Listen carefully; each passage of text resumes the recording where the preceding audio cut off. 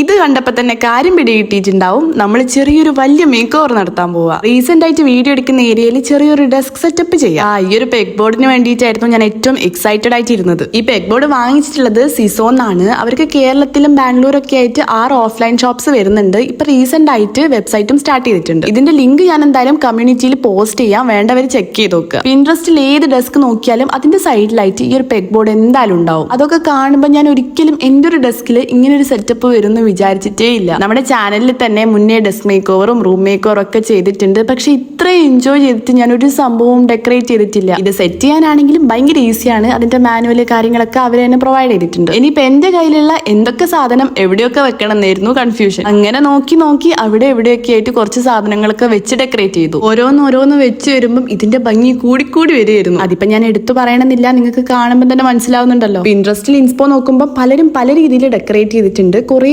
സാധനങ്ങളൊക്കെ വെച്ച് ഡെക്കറേറ്റ് ചെയ്തതും ഉണ്ട്. പക്ഷെ എന്റെ കയ്യിൽ ലിമിറ്റഡ് സാധനങ്ങളേ ഉള്ളൂ. അതുകൊണ്ട് മിനിമൽ ആയിട്ടാണ് ഡെക്കറേറ്റ് ചെയ്തത്. സത്യം പറഞ്ഞാൽ ഈ ഫൈനൽ ലുക്ക് കണ്ടപ്പോൾ ഞാൻ എന്നോട് തന്നെ ചോദിച്ചു, ഇത് എന്റെ ടേബിൾ തന്നെയാണോ?